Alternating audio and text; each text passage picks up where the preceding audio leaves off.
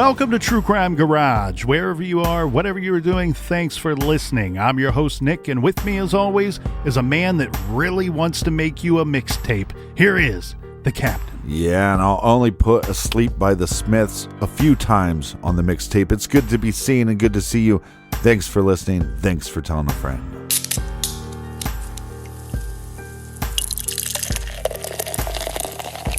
Today we are featuring High Heat Summer IPA by the good folks over at the Virginia Beer Company. This is a double dry hopped IPA with an explosion of guava, coconut, and mango flavors. ABV 5.5%, garage grade, 3 3/4 bottle caps out of 5. And here's some friends that helped us fill up the old fridge for this week. First up, a big cheers to our friend John H. in Mississippi. And a big We Like Your Jib to Lindsay in Fargo, North Dakota. And last but certainly not least, we have Sonia in Parts Unknown. Everyone we just mentioned, they went to truecrimegarage.com and they clicked on the donate button. If you would like to get a shout out, if you want to help us out with next week's show, you do the same. Go to truecrimegarage.com, click on the donate button, and make sure you leave your wonderful city that you're from in the notes so we can shout you out. All right, Captain, that's enough of the business. Yeah, if you don't leave your location, we don't know how to shout you out. But thanks for the support. Thanks for listening. Grab a chair, grab a beer. Let's talk some true crime. Can we just hold on?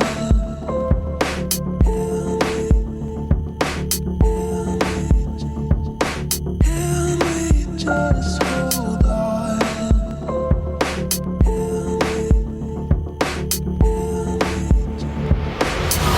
Emma Compton Layne. First was missing, and then things got worse. Emma has a couple of sisters, two that from my understanding don't get along very well, but yet they are fighting for Emma, seeking justice for their sister that passed away too soon at the hands of a very bad man. A man that picks on and threatens women because he is weak, insecure, and cowardly. But because Emma's sisters Winona and Shauna don't speak, they are fighting the same battle, but separately. I don't know that True Crime Garage covering Emma's case will actually get justice for Emma. But I know our coverage today can't hurt her case. You see, Emma's case is very solvable. But because Emma lived in a tiny town, her case lacks awareness.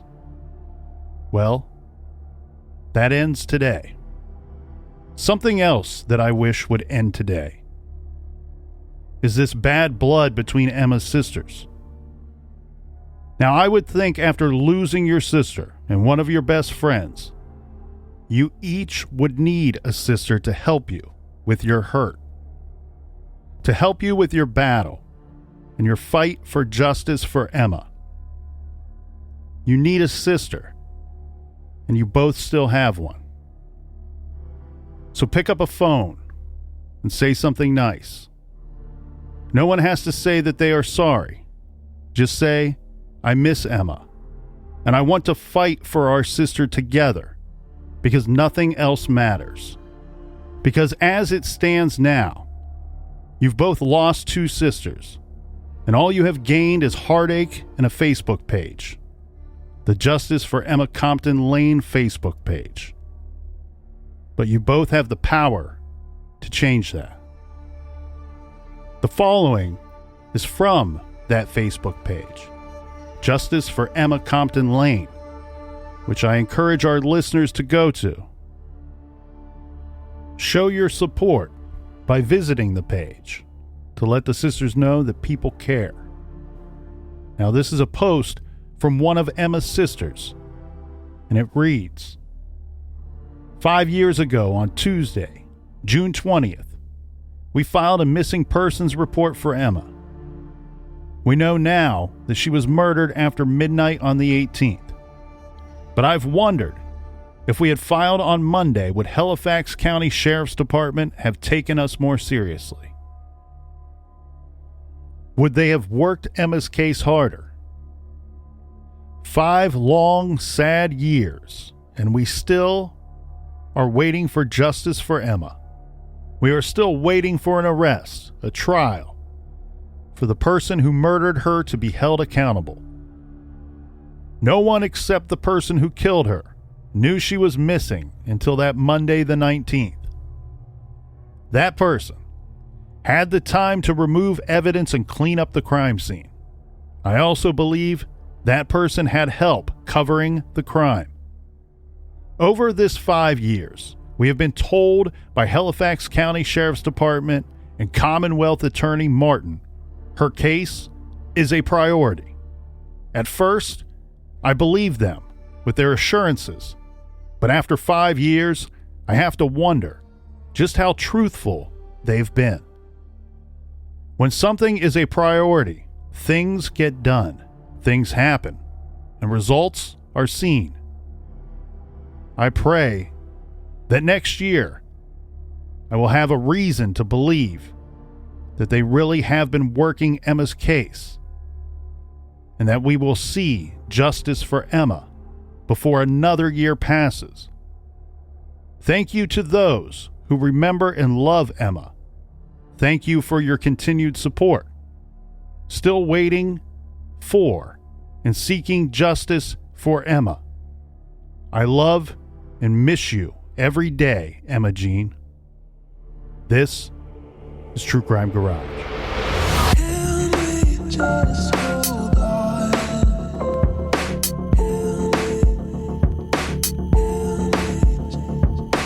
Hear me, just hold on. Emma Jean Compton Layne loved hummingbirds, Christmas, and more importantly, helping other people. She was 52 years old when she went missing. Emma was married to a man named Russell Layne. Russell was a truck driver and may still be. Emma was a store owner. Cody is a small community. This is where they lived. It's a small community in Halifax County, Virginia. It's one of those small unincorporated towns, kind of a tiny dot on the map. Emma owned the Cody store. Listen to this, Captain. To give a better idea of what kind of store we are talking about, this is from one of the old signs on the Cody store, and it reads, full service deli, open 6 a.m. to 7 p.m., pizza, grocery, beer, ice, dog food, hunting and fishing supplies, slab bacon and fatback meat. Store hours 6 a.m. to 9 p.m. Monday through Saturday, closed on Sunday, accepting all major credit cards. Sounds like my kind of store. Has about everything that one could think of. I couldn't imagine needing anything else. And I know you are like me, Captain. When given the option, we prefer a mom and pop type operation, and that's very much what this was. I'm assuming that there was a larger grocery store in this tiny town that people could go and spend their hard-earned money at. But a lot of people prefer to go to the Cody store because of the friendly service. You know, you're getting that kind of personal service when you walk in and somebody goes, "Hi, Captain," or "Good to see you, Colonel. How about some slab bacon or fatback meat?" And you go, "It's good to be seen." It's good to be seen. Yep, I like my grocery stores like I like my podcast. Homegrown, independently owned, no network. The troubling thing about this case, well, there's many troubling things, but the first that stands out is that often on the materials that we see that talk about Emma going missing, they will say that she was last seen at the Cody store, which is not really true, but it goes along with the story or some people's narrative of this story. So keep in mind, the store is very important to our timeline, and it's also very important to this case, because I think that it also includes and gives us a good idea of Emma's personality. Can't you kind of picture her, 52 years old, owner-operated store, very friendly person, always a smile on her face when you come in the door? But the store itself, remember we read the hours of operation there. They're closed on Sunday. The last that she is seen on some of these materials states that it was at the store on Saturday night. Right. However, we have some information of locals that say, yes, we saw as we drove by the store, we could still see her vehicle there. Remember, this is the kind of town, the small little town where everybody kind of knows everybody and everybody knows what kind of vehicle you drive. And of course, people that frequent the store are going to know Emma. They're going to know what kind of vehicle that she drives. So we have several people who are saying, yes, after the store closed on that Saturday, I saw her vehicle in the parking lot, which is not uncommon, right? You have closing duties. You have to count the till. You have paperwork to do, everything that you have to do before you officially leave the business for that night. That's enough of the business. Now, the troubling thing to me is when I see these materials, my mind instantly makes the leap of, oh no, I pooped myself. somebody must have went to the store, attempted a robbery, or abducted her for any number of reasons. Right. And that's what went down. And that's what we're looking for here. However, that's not the case. Mm-hmm. Even though the materials read that way, she made it home that night. And so she would have left the store at approximately 9:30, maybe 10 at the latest. But she closed the store. She closed the shop on that Saturday. She went home. The other problem for our timeline, though, becomes the fact that the store is closed on Sunday. Now, this store was, I was about to say that it's her life, but there was other things going on in her life. As we mentioned, she was married to Russell Layne. But also a very important thing that's going on at this time, and a very stressful thing that's going on for Emma at this time, is her mother was recently put in the hospital. And I believe it was only about 2 or 3 days before that Sunday on our timeline. Her mom's having some health problems, health issues. She's in the hospital. So her sister, Winona, and Emma are taking turns visiting mom in the hospital, making sure that she's has somebody to talk with, somebody to visit with her, someone to help her pass the time while she hopefully heals or recovers from whatever issues that she's facing. The first red flag on our timeline goes up Sunday when Emma fails to go to the hospital to visit her mother. All and everyone has agreed this completely out of character for Emma. If she says, I'm visiting mom on Sunday at the hospital, she would be there visiting her mother. And we know that she was supposed to be there on Sunday because of a phone call and some conversation that took place the day before with her sister Winona. Well, and we know that she doesn't work on Sundays, so she shouldn't have anything conflicting to stop her from going to see her mother. And I don't know if both were going every single day to visit mom or if they were rotating days going to visit mom. But we know that she was going to go on Sunday because the conversation with Winona went something like this. Emma is saying, I can't make it there on Saturday to see mom. Mm-hmm. Don't worry, I will be there 100% on Sunday. Right. She doesn't show up on Sunday. Well, again, red flags go up. Mom is worried. Sister is worried. They're trying to call Emma, and this is late Sunday by the time they start calling her, because the way that I think that this works is it's not immediately known to all that Emma didn't show up there, right? It's a conversation that is had between her other sisters and mom saying, you know, Emma never showed up today. I didn't see her. I know you guys said she was coming, or she said she was coming, but I never saw her today. And so it's not until about Sunday night that the sisters are aware that Emma did not arrive that Sunday. So on Monday, one of her sisters is Shauna, and she lives in another state. So any communication that is going on, any interaction between Shauna, Winona, and their mother, the three that are all very concerned that Emma didn't show up at the hospital, that conversations are happening over the phone. So Shauna convinces the other sister, Winona, you know what? Why don't you go by and check on Emma? I can't get a hold of her on the phone. She didn't go see mom. So on Monday, her sister goes to her home, and Russell, her husband, lets her in.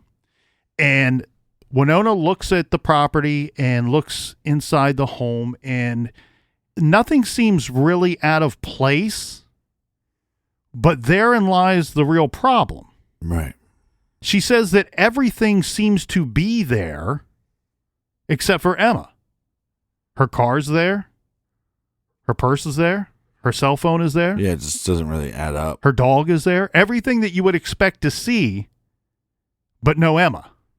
This is when we start to get some kind of weird story. Russell has some explanations as for where Emma is. And he says, I think she ran off with somebody, with some other man. Well, if she did run off, she didn't take anything with her. It's not until Tuesday, the following day, that the family actually report her missing to the authorities. Well, the authorities in this case are the Halifax County Sheriff's Office. One concern that the sheriff's office has is they question, why would Emma's family delay reporting her missing? Well, the family does have a good explanation for this.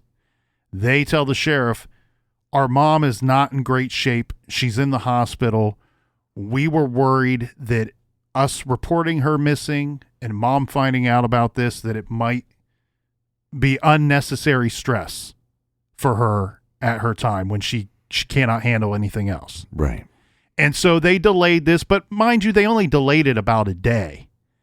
And I think that they were wanting or hoping, like does happen in so many other situations, that, Emma will come home or she'll pop up.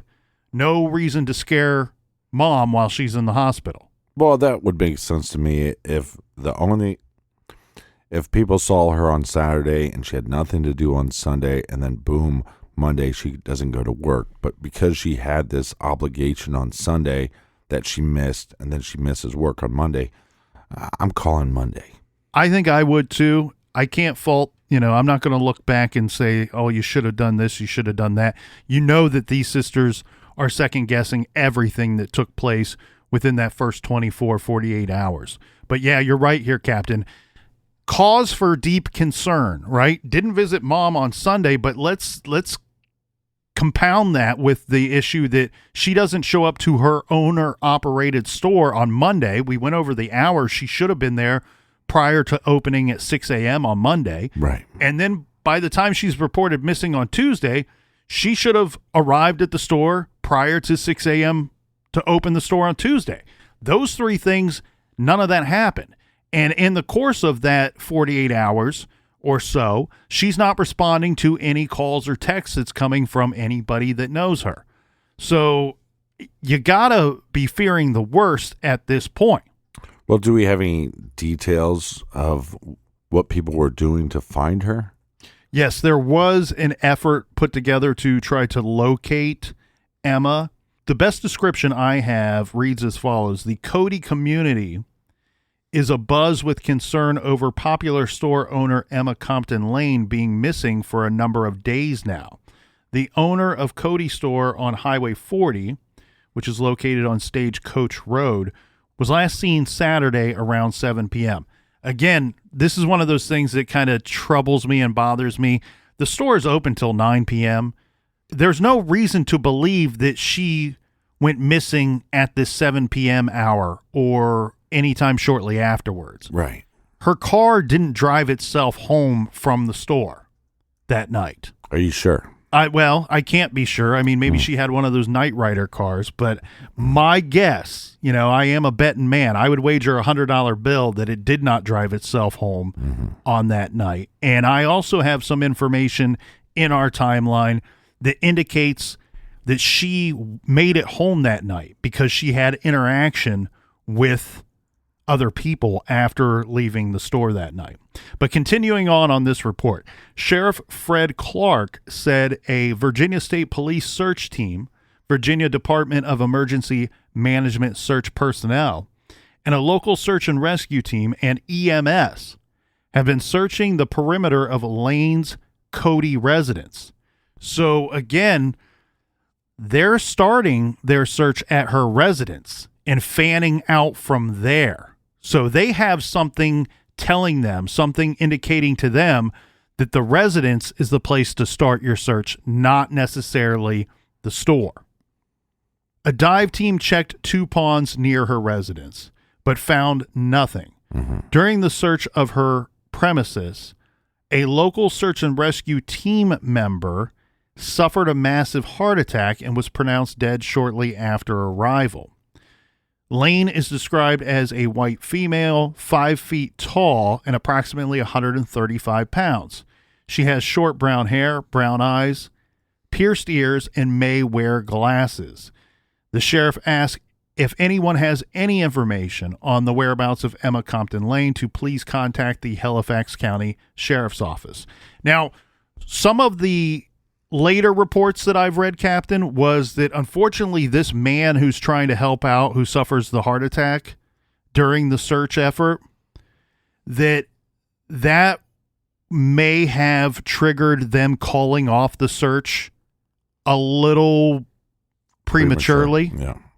Obviously, they didn't find Emma during the course of their search, but we should also note that there was what appears to be, based off of this report, a good effort put forth to try to locate her. And what would have been a rather well-managed search, right? They made the determination to start off at her residence and work their way out from there. We know that they're searching some of the water in the area. They're not finding Emma. They're also not finding any clues as to where she may be. Now, at this time, you have several stories that are coming out from people that know Emma. The old rumor mill. Or know her husband, Russell. And keep in mind, I say that, but this is a small town. You can make the assumption that whoever knows Russell knows Emma. The stories start to pop up that there's a couple different theories here. One, that she left with some man that she was having an affair with and was in a hotel in Danville. Well, that's pretty easy to figure out if that's true or not. You go to the hotel in Danville, and if you don't find them, you can figure one of two things. Either the two of them moved on to another location, or this is not a plausible theory. Yeah, and you don't even have to go knocking door to door. You just stand out front and start yelling, "Show yourself! Show yourself, you cowards!" There were some other theories that are somewhat similar, but one that she had gone to New York and one that she had gone to the state of Florida. And possibly for an affair she was having. Possibly. There was also a theory that she was some type of drug dealer and that drugs were involved either in her disappearance or were the reason for her to leave willingly. Was she selling drugs out of her store? No, she wasn't selling drugs at all. It's interesting how sometimes these rumors come out of nothing. Well, and that's the other thing, too.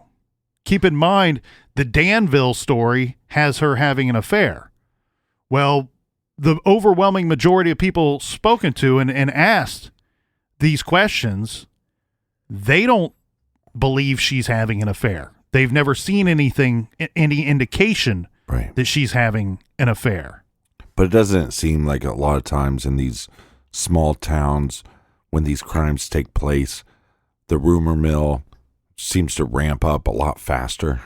Yeah, I think when you have these small towns, not only a lot faster, but I almost feel like some of the rumors are more of the wild variety. Yeah, they become a little more redonkulous. But we've seen crimes and cases that we've looked at here in the garage where often when a case first breaks, that there are some early rumors going on. And sometimes, even if it takes years to solve them, you find out that one of these early rumors, well, it must have been based off of a lot of truth or fact, because in the end, when they get the result, when they get justice for the victim, they find that a lot of the information in one particular rumor turned out to be true.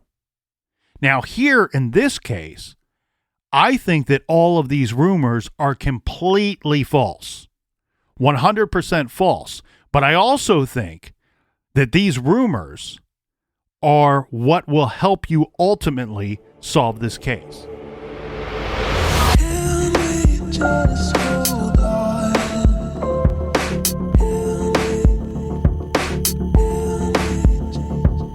Can we just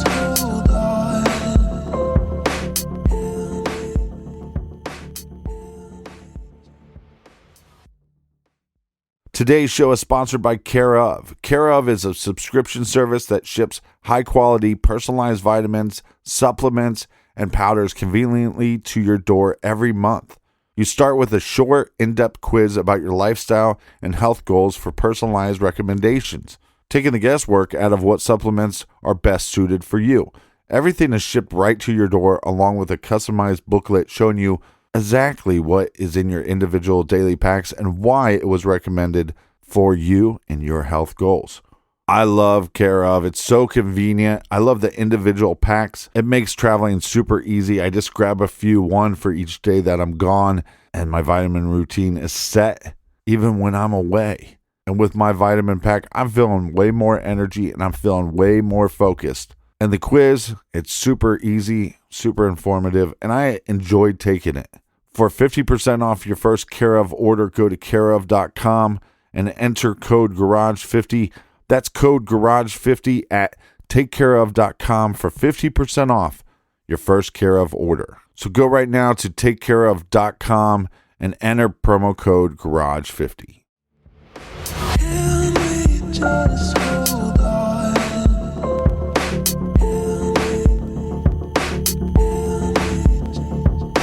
Can we just hold on? All right, we are back. Trying to sift through the rumors.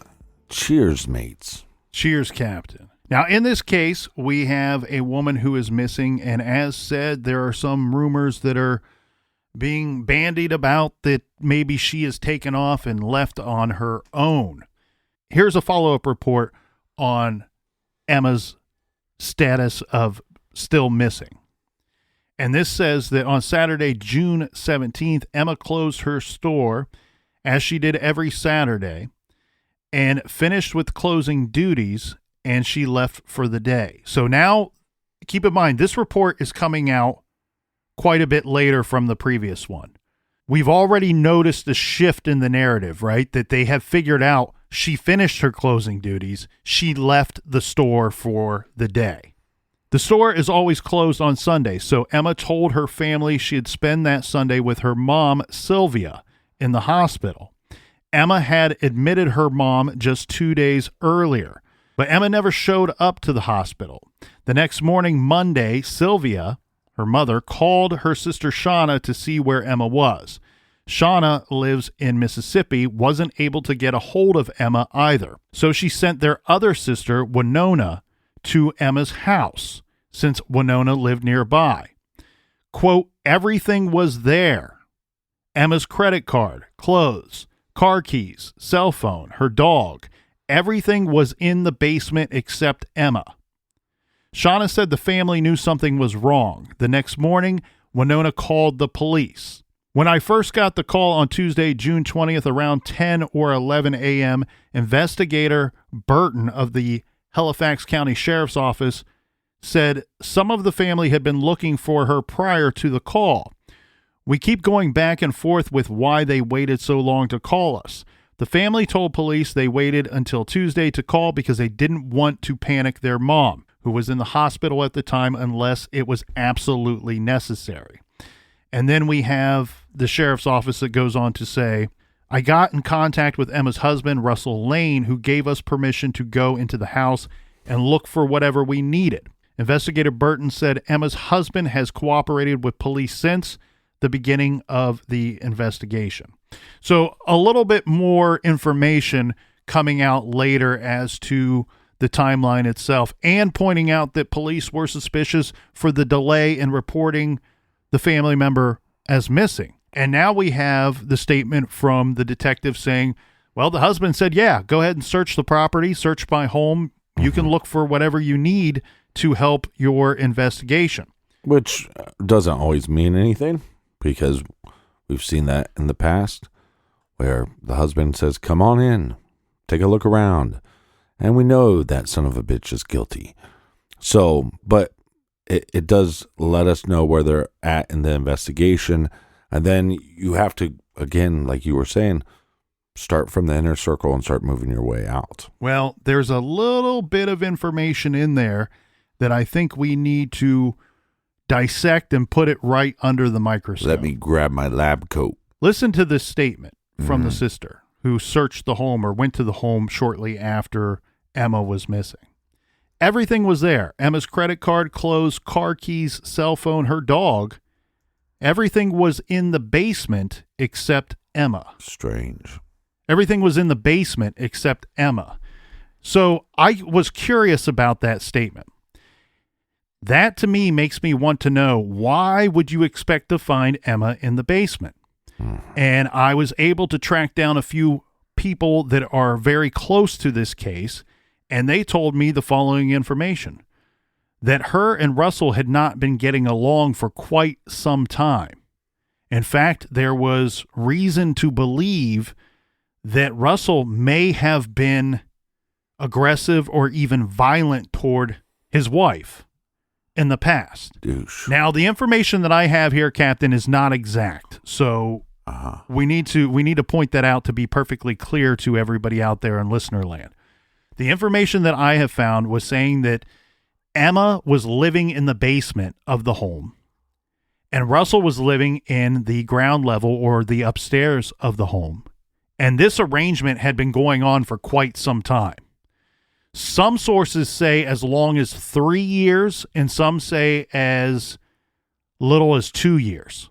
But regardless of that information, whether it's 2 years or 3 years, that's a long time for husband and wife to be basically living almost like roommates, separate lives in the same dwelling. Well, so then the rumors of her having possibly an affair is not really out of the question. Not out of the question, but let's examine this a little bit further. So the basement itself was actually set up to be like a living quarters, almost so that once she was home and once she's in the basement, there's little, if no need at all, to go upstairs. Right. To have any interaction with her husband. Let's back up the bus a little bit more, where, yeah, you can look at this and go, okay, well, maybe these affair rumors have some truth to them. But let's also examine the idea that there is information out there that her husband has been violent towards her in the past. Now, where are these rumors of being a drug dealer and the affair and all of that coming from? Well, she put out a mixtape, and she was rapping about her drug dealings. There is nothing that I have found to make me believe that either of these rumors have any validity at all, that have any truth to them at all. So the thing here is, we have to start really wondering where these rumors are coming from. And based off of these rumors, think about the other thing that's a big part of those stories, right? The story is that she left town with another man, or she left town because of some misdealings that she was doing.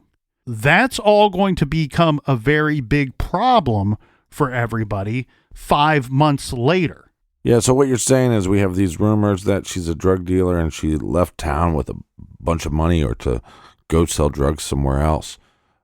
Expand her. Or that drugs was the cause of her leaving town. It doesn't necessarily have to mean that she's dealing drugs. That's just one of several rumors that were going on. One was that she left town because of drugs. Right. And then there's other rumors that she left town to go live with somebody, or she left town with somebody, which if somebody else locally left town at the same time, wouldn't we know who that person was? Or it could have been a man from out of town. Again, these are rumors. These aren't things that we have direct statements from these local people that are giving us detailed statements, right? I'm sure they gave detailed statements to the authorities, but we, the public, don't have access to that information. Right, but the problem becomes this whole idea of her leaving town is that her body is found in the county. Yeah, so here's the report we have here, Captain. Authorities are awaiting the identification of human remains found in a wooded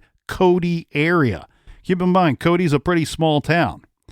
Remains found in a wooded Cody area after a hunting party came across the find Wednesday, November 22nd, 2017, around 1:30 p.m. Halifax County Sheriff Fred Clark said foul play is expected in the death, but Clark declined to comment further, including whether there is any indication of how long the body may have been left in the woods. The remains were sent to the state medical examiner's office in Richmond to assist with the identification. On Wednesday, a member of a hunting party came across the remains in a heavily wooded area approximately 700 yards from Sandy Ridge Road at the 4000 block of the northern Halifax County roadway.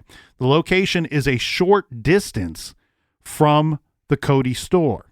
The discovery comes as police continue to investigate the disappearance of 52-year-old Emma Compton Layne of Cody, who has gone missing since mid-June. She was last seen at the Cody store where she worked on the evening of June 17th. Since that time, police have conducted multiple searches for Layne, including in the vicinity of her home nearby. The searches produced no evidence of her whereabouts. Other missing person cases have gone unsolved in Halifax County, and it goes on to reference some of these other cases. Now, the thing here, Captain, it will take a little bit of time, but ultimately the body that is recovered is identified as that of Emma Compton Layne. Right. The other items that they find, and some of the information that we learn here, is that the ruling from the medical examiner is that the cause of death is homicidal violence with traumatic neck injuries. There was also a sleeping bag that was found. In the way that it's described to me, it sounds like she may have been inside of the sleeping bag. There was also reports that someone had tried to burn the body, or that there was indications that someone had tried to burn the body. The reports also state that she was in a very shallow grave. There's a whole bunch of things here that we need to kind of consider.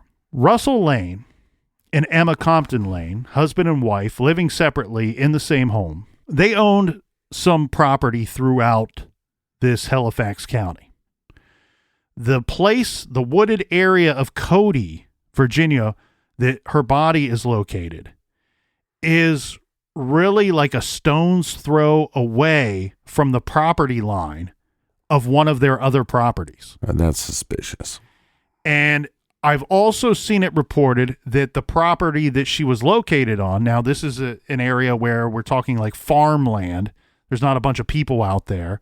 This is an area where you would put something that you hope and wish will never be found. But the property that she is found on, there are reports out there, belong to one of Emma's husband's friends. Now, again, it's a small town. This could be all coincidence. We're not talking about a whole lot of people. We're talking about a lot of land and not a whole lot of people. So it could be complete coincidence, but It's still suspicious. Huge red flags. Mm-hmm. Well, Very on top concerning. of that, we have a lot of rumors happening, right?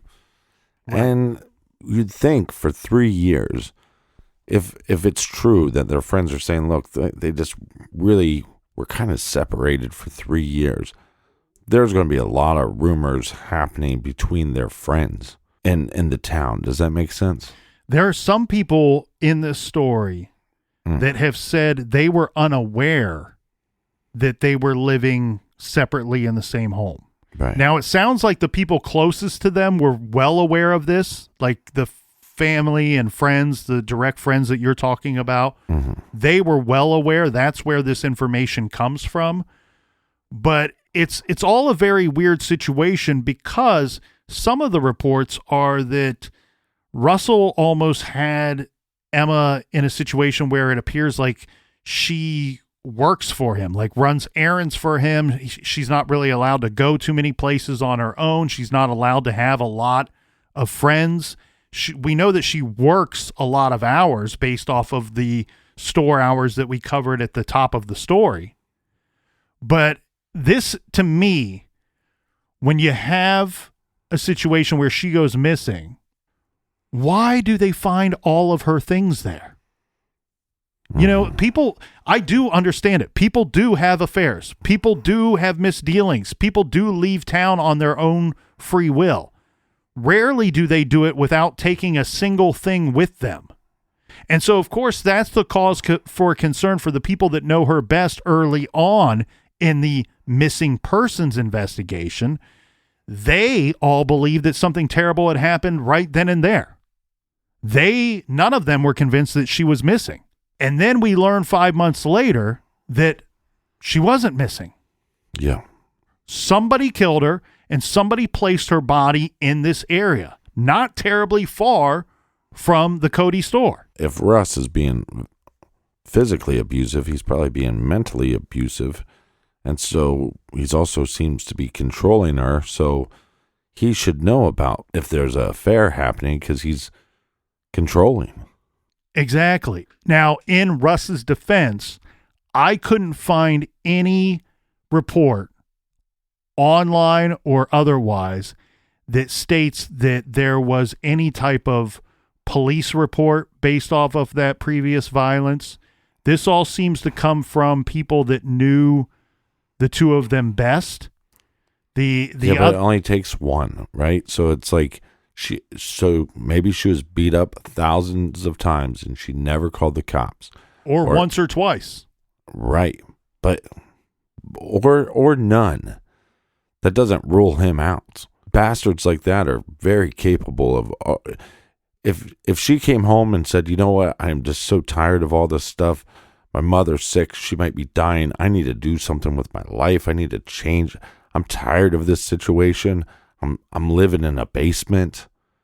This is not the life that I wanted." If they got an argument and she said, "You know what? I'm leaving," and he's this controlling, it just seems like there's a lot of signs pointing to, you know, the typical the husband did it. Well, and we cannot say the name of the person, but this is where it gets a little, I feel like the picture gets a little clearer of what may have happened.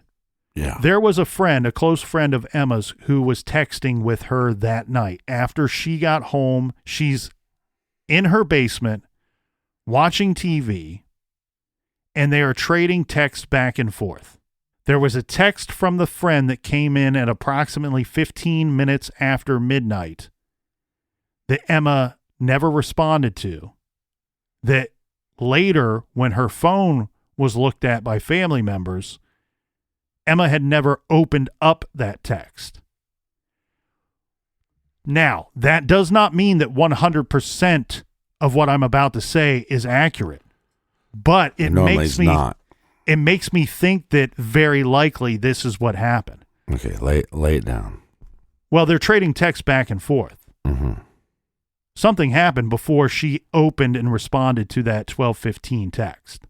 That's where the timeline, I would be concerned with what's going on with Emma at that timeline.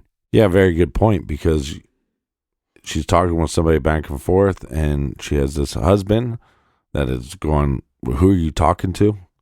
Give me that phone. I want to see what's happening." Her phone's found at her residence, along with all of her other belongings. Mm-hmm. And what I'm pointing out is this is one of those things, one of the rare occasions in these types of cases where we may have the exact marker, the exact minute marker of when all things stopped for Emma, right? Because we know that all of the activities she was supposed to be a part of on Sunday, she didn't go to the hospital. She was unheard of. She was unreachable. She doesn't show up to work on Monday. She doesn't show up to work on Tuesday. Well, you can backtrack that all the way to that 12:15, 15 minutes after midnight text that does not get responded to. Well, and look, her family not reporting her missing till Tuesday. Okay, fine. But if you care about your wife, even if you're separated or you're kind of living this roommate lifestyle, you're calling the police right away. She got home from work. We know that much. She's missing the next morning. You're calling the police. That didn't happen. That didn't happen. And so it seems like there was this text message conversation. Maybe there was an argument happening at the same time. Like you said, it gives us almost to the minute of when this confrontation took place. And where was she? At her house. Where's her phone? At her house.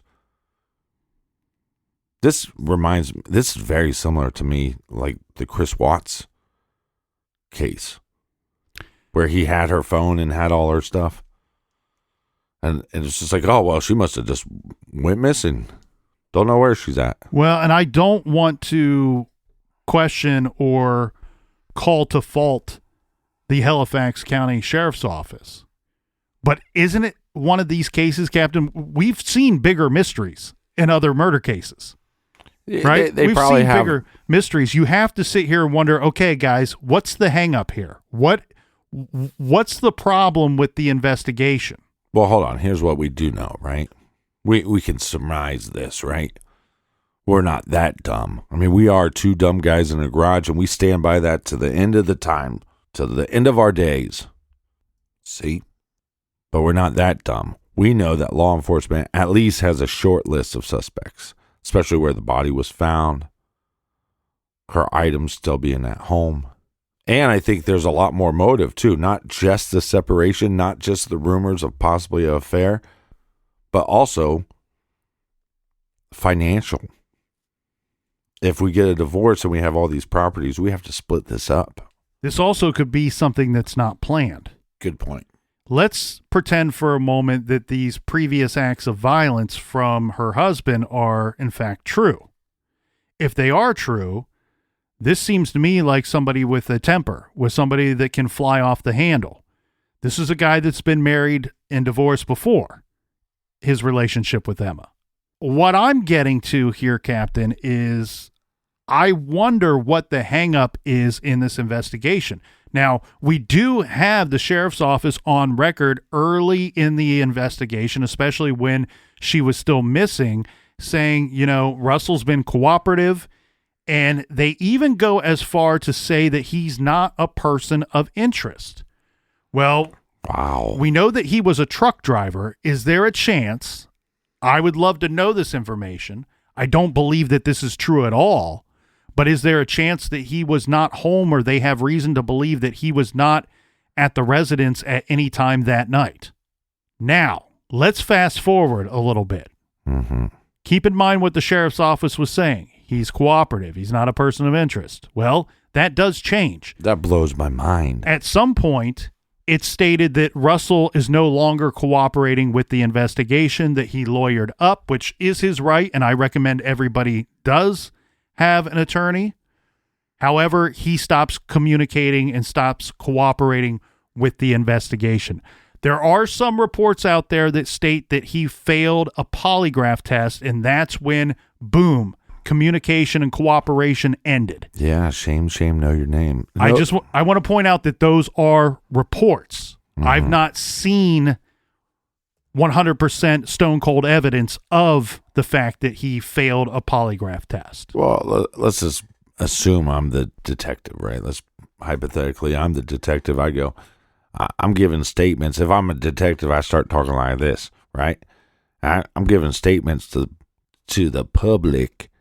And I'm saying, this guy, Russ, man, he's a stand-up guy. It's her husband. They own a bunch of property together. He's been cooperative. Seems to have an alibi of some kind. He's not a person of interest at this time. No, he's not. He's been cooperative. You're going to say that anyways, even if he's being a little bit of a scumbag, because you want him to soften up, right? You don't want him to be guarded with everything he's saying. But also, when you talk about that she's found in a shallow grave, there's a lot of individuals, a lot of victims that we've talked about where they're just dumped on the side of the road. This is somebody that put her in an area and tried to conceal her so she wasn't found. Maybe I can get behind the idea that maybe this wasn't planned out, but the disposal of the body definitely was. To some degree. And I think to a big time degree. There was evidence that someone had tried to burn the body. Right. There was a sleeping bag that was recovered from the scene. There was an attempt to bury the body. Yeah, that was what, I don't know if it was well thought out or not, but somebody Right. went to a great deal of effort to try to conceal the body. And the other thing too, there's no reason at all for anyone to believe that she was killed where she was found. So she was moved and transported as well. Now, here's the problem. This is where I'm going to go, okay, I understand that there are complications. Every murder investigation is complicated for any number of different reasons, but I'm sitting here 5 years after the fact, 4.5 years after her body's found, and I'm going, what is wrong with this case? What is wrong with your suspect? What is wrong with the investigation? Why haven't we charged anybody in this case? And here's where my mind goes. And these are things that I hope and pray that the sheriff's office has already done. The cell phone. We know that she was actively using the cell phone, and I believe right up into the point where something happened to her, or she was abducted or attacked and killed. Subpoena those cell phone records if you could. Could you find out where that phone was located? We know it was later found at her home in the basement where anybody would expect to find it. Right. Subpoena those phone records. Let's find out where that phone was during the course of that text activity. Let's subpoena somebody else's cell phone records and see who was in that same area at the same time. We know that she shared the home with another person. There's reason to believe his phone may indicate that he was home at the same time that that text exchange ended. Here's some other things that I would be doing. I think that in this case, in this murder investigation, that the sheriff's office actually has a very powerful weapon in their arsenal. And that would be their missing persons investigation. I would be using the information that they gained and learned during the course of their missing persons investigation to drive and spearhead my murder investigation. And what I mean by that is every person that told me that Emma left town, I want to know, why did you think that she left town? Who told you that? Yeah. Is that something you came up with on your own? Because we know that her body was found in town. So she didn't leave town. We know that. So why would anybody be telling law enforcement that she did leave town? If you told me that, you're a suspect. If you told me that, you better tell me who gave you that information, because then they are my suspect. And the other thing that I think happened here too, Captain, I think that there's plenty of reason to believe that whoever transported the body had help. Yeah. I almost feel like the finding of the sleeping bag screams to me at least two people moving the body. Yeah, no, I was actually going to bring that up as a question to you earlier. Doesn't this seem like, because one thing was tried, then another thing was tried, and then the distance that she would have been found in this property kind of leans more towards two people than one. So I'm glad that you brought that up. But I know that they said he was being cooperative, and I know he I know that they said the husband was being cooperative, and maybe there was some alibi that didn't check out, and that's why he lawyered up and he stopped being cooperative. But once he lawyered up and stopped being cooperative, it's one thing if you want to lawyer up and have the questions go through your lawyer and you answer what you can and you protect your client. That's fine. But my list of suspects would be a list of one.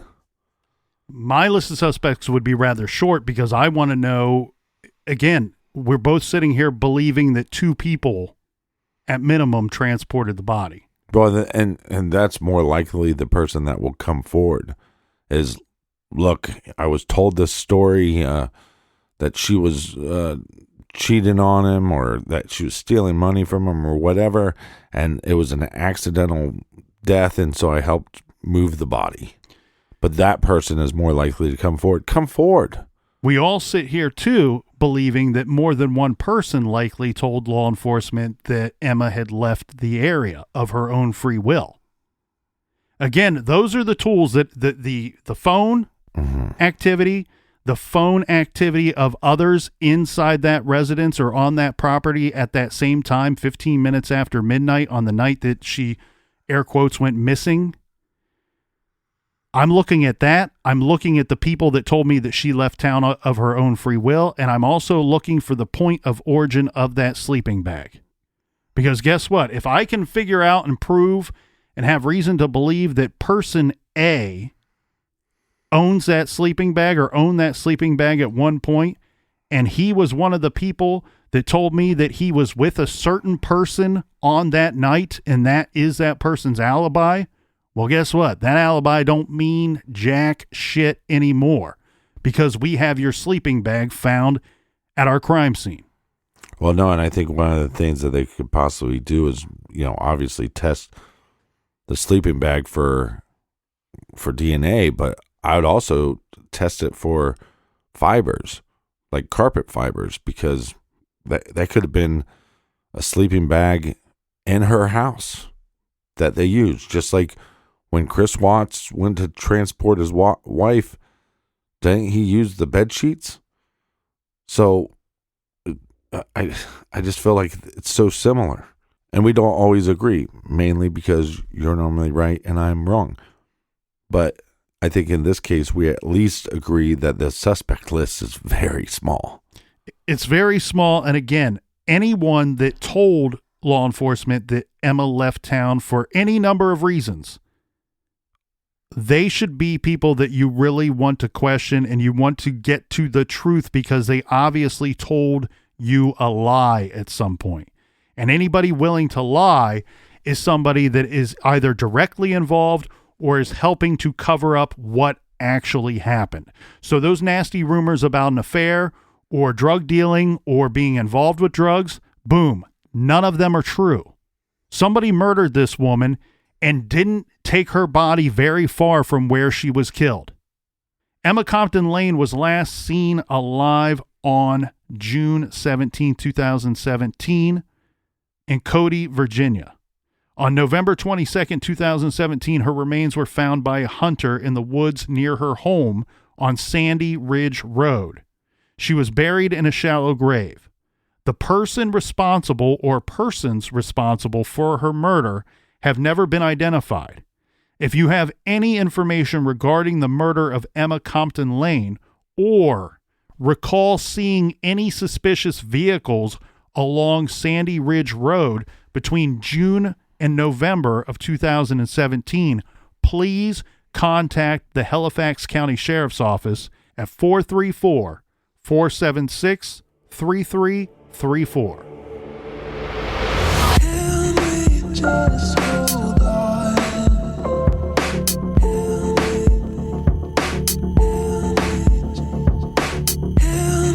Just hold on.